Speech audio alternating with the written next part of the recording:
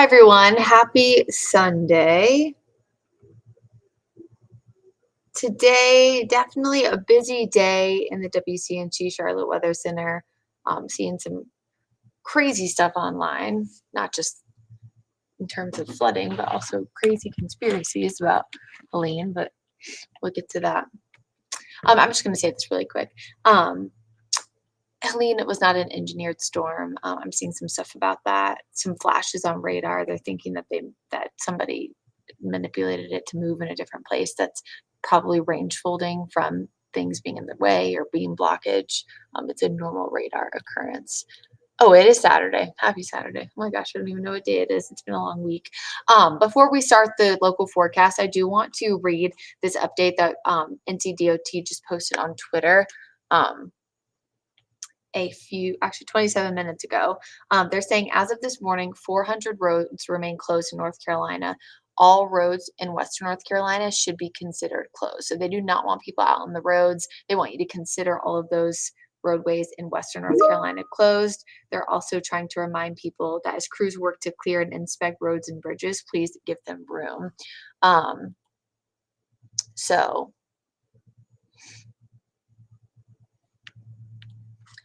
there's that.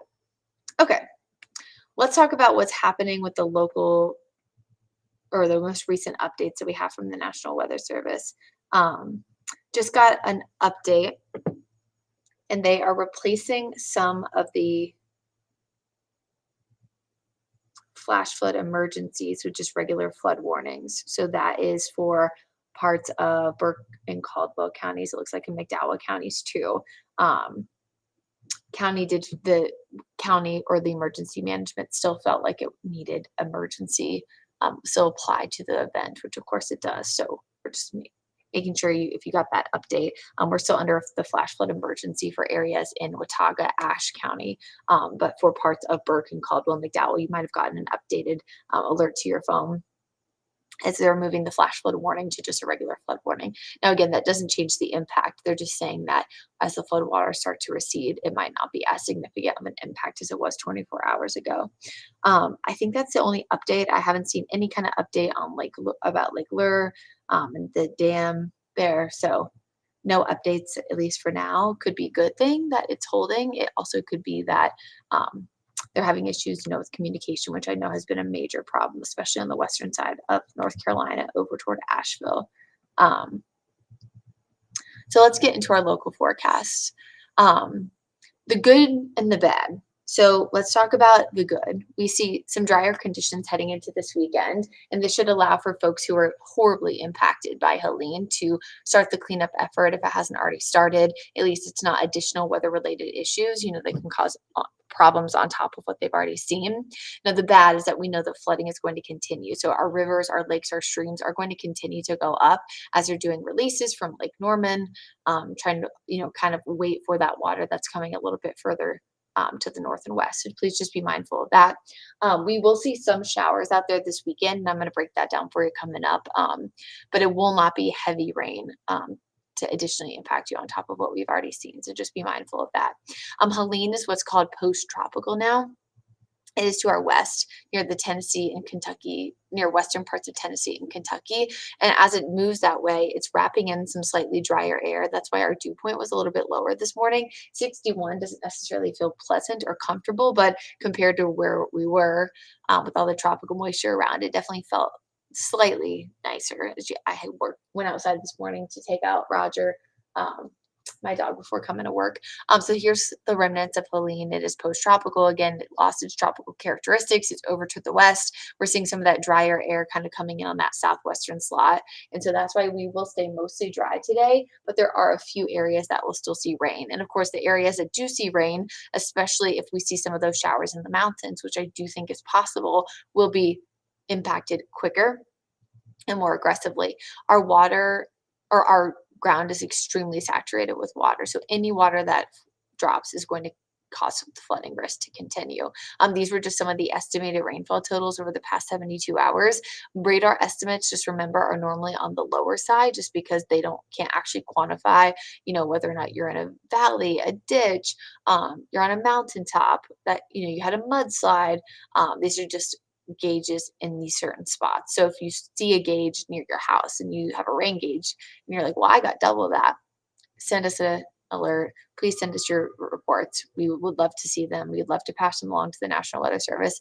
But a really, really significant spot that got hit is right here, right around Pineola, north of Linville Gorge and Linville Falls. And again, this water has to go somewhere, so it's going to continue to stream downstream, and that will eventually move into parts of the Catawba River Basin. Sorry, I thought I had to sneeze. Up in Boone, of course, if you've seen any of the pictures and videos, they had horrific flooding yesterday. Was a major problem on App State's campus. Some areas saw over a foot over the past 3 days, and probably, again, well over some of these totals. I also will mention that we did lose a little bit of data yesterday from the mountains and foothills, and even portions of the mountains that weren't reading data even on Thursday. So communication issues will probably continue to be an issue there as well. Here's more of the Linville numbers toward Grassy Creek. You can see that a foot, not a foot and a half, and then a little spot too down in parts of Burke County that saw significant flooding there as well.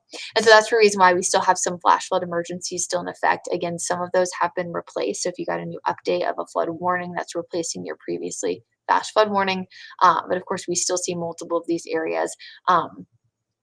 It's going to be, Lake James, all throughout the Catawba River Basin. That water will go downstream. We also have Lake Lure that goes into the Broad River, which eventually goes into Cleveland County. So these areas, even further west that got hit hard, could eventually impact us here in the Charlotte area. So please be mindful of this.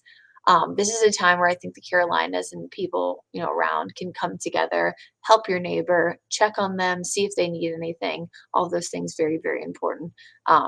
And remember, if you still aren't hearing back from friends and family, there is a chance that they are just out. I saw a post a second ago from one of the meteorologists at the Weather Channel, who they're one of our partners now, saying there's still standing water all around Biltmore Avenue there in Nashville, and Nashville still has no cell service, internet, water, or power for the most part. So again, it could just be a lack of a way to communicate. Today, locally here in Charlotte, we are seeing sunshine now. We will see a few more clouds stream in as we go throughout the day, and it will be mostly after about 8 p.m. that we see some of these brief showers. They will be the outermost bands of Helene as the storm continues to wrap away from us, because it's just so large. Some of these bands of clouds and a few showers will still be able to move in. This clicker just does not like me today. Come on. It was working fine just a second ago, and now it decides it wants to be cranky. All right, the computer might have stuck. Stand by, everybody. Apologies. Nope, the computer wasn't stuck. It's just the clicker. There it goes. So we see a few showers this afternoon, mostly after 8 o'clock, and then as well as up in the mountains. Unfortunately, overnight heading into early tomorrow morning, there is that possibility of a few more. So just please be mindful of that. I would say there's a 10% chance during the daytime hours here in Charlotte, and about a 20 to 30% chance with that overnight potential after about 8 o'clock. And you will see this reflected if you have our WCNC Charlotte mobile app. Then heading into Monday, kind of depending on exactly what happens tomorrow and the positioning of Helene, we could still see some lingering clouds and lingering showers, but most of this should be wrapped up as we get closer to Tuesday. So overall, the forecast this weekend is not bad. Sunshine now, again, a few showers after 8 p.m., a few more clouds building in overnight as well. Tomorrow morning, we'll have clouds, maybe some patchy areas of drizzle, and then we'll slowly dry out throughout the day. Both days, temperatures reach the upper 70s to lower 80s. I do not want to bog you guys down talking about the tropics, but we do still have to give you an update because I can't just ignore the fact that there's other areas of interest to watch. While we were focused on Helene, 2 tropical systems actually did form. We had Hurricane Isaac way out in the central part of the Atlantic. It is not a threat to the United States, and it's actually pulling away from us. And then the second one was Tropical Storm Joyce that formed yesterday. If you remember, a few days ago, we were watching a tropical wave that had a high chance of development. It's that same area. So we do have a few additional storms that we'll be watching. Again, Isaac, probably going to be a fish storm for the most part, so we're not concerned about it. I'm definitely watching Joyce just because of its positioning, but it does look like most steering currents have it going out to sea. But then there's 2 more areas. Unfortunately, we have to watch the same area in the Western Caribbean, Southern Gulf of Mexico for a potential tropical wave over the next week and a half. And then secondarily, There's a tropical wave that just formed off the coast of Africa. If you look really closely, you can see Joyce is actually within its little orange shading, and that low also has about a medium chance of development over the next week. So both of those areas definitely having to watch. Next storm name on the list would be Kirk. I just don't, because we've talked so much about Helene and these other two storms formed, I don't want us to jump to Kirk and then people are like, whoa, whoa, whoa, what happened with the I and the J storm? No one's keeping things secret. No one's doing anything weird. It's just the fact that we were so focused on Helene because we had a category 4 hurricane making landfall in the US. So right now, Isaac is category 2. Joyce is a tropical storm. Again, Isaac is not an issue, and Joyce right now just something to watch. Hopefully this update made sense. I wish I had more updates on what's going on in other parts of the Carolinas, but again, right now I think a lot of it is communication.